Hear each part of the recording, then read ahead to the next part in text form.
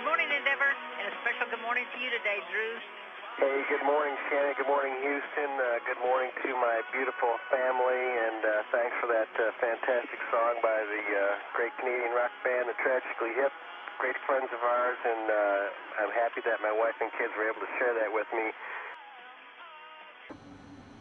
A focused inspection of Endeavor's thermal protection system tiles on the underside of the vehicle is required for the flight.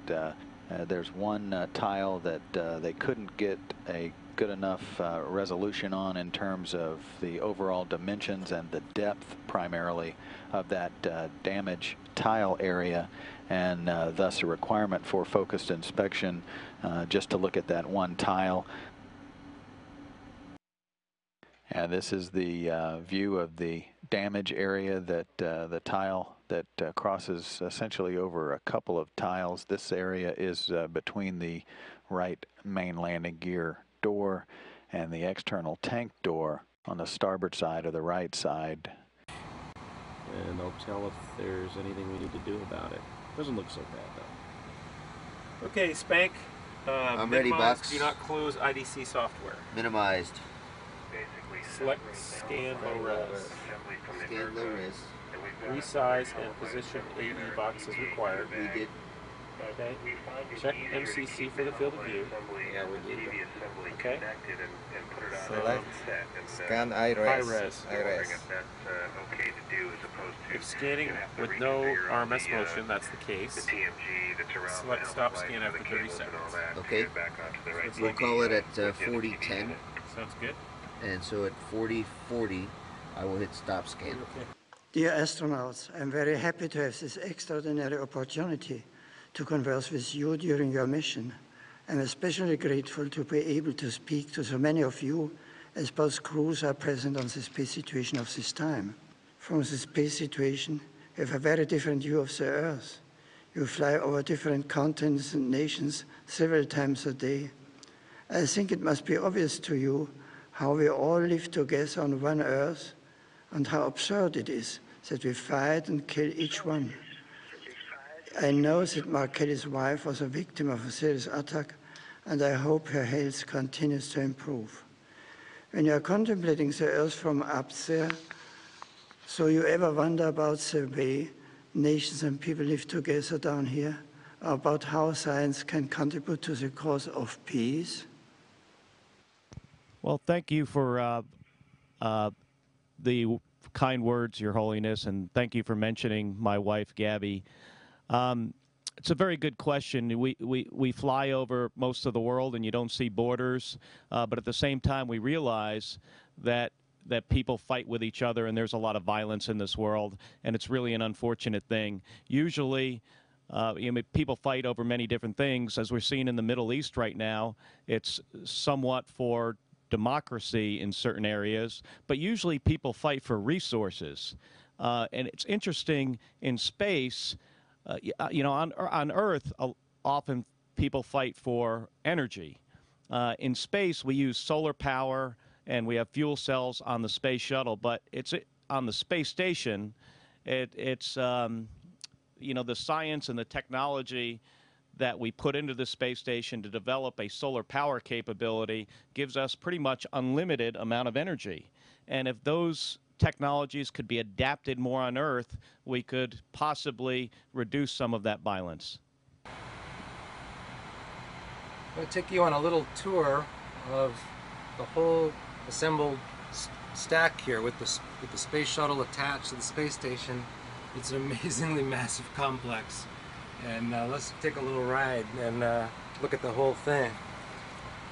So here we are in the flight deck of the shuttle, and through our hatch.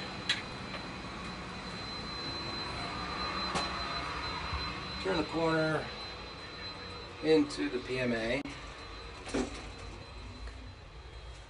Coming into the space station here, into node 2. We might have missed a call, but we were wanting to make sure that you guys Hey, Roberto.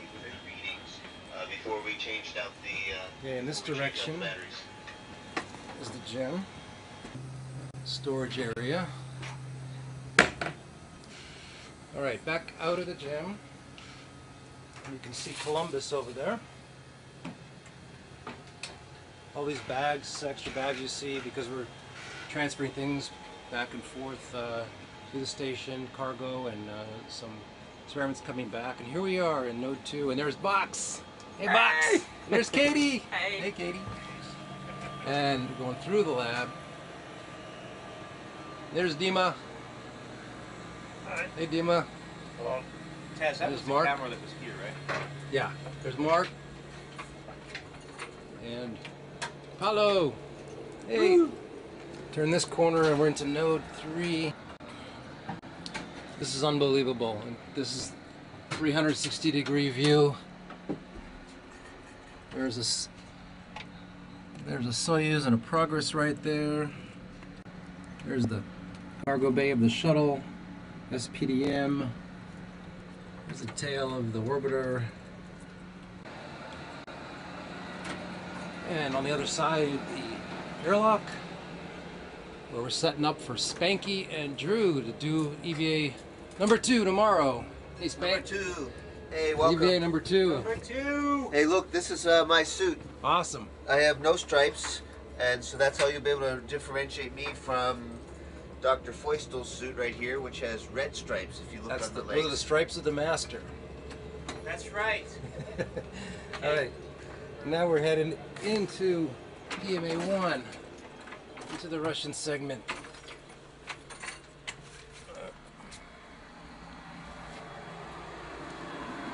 And down here is a new Russian module, research module, MRM.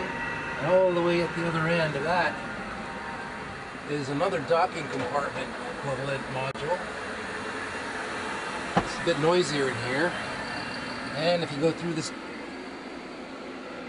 actually this is the BAO, the living compartment of the Soyuz. Now you're looking into the ESA, the descent module of the Soyuz. No docking compartment here. This is the BAO living compartment of the Soyuz. Is turning around.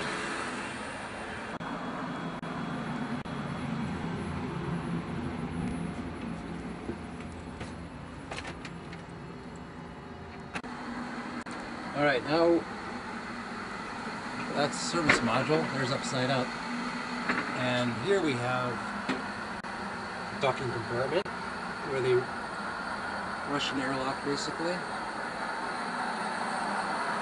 And inside there is another BAO living compartment of the Soyuz. We have another docking compartment, some spacesuits and air Orlan suits, and another Soyuz living compartment back in there. Service module. Beautiful windows here, looking down at the Earth. There's Soyuz right there.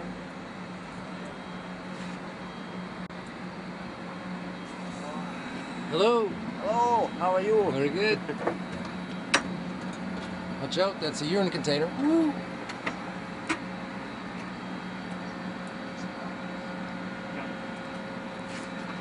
All right. This is the commander's compartment. And this is the way to the ATV. Another really great transport vehicle with a lot of volume. Very easy to work in here. Now we're all the way at the far end of the stack.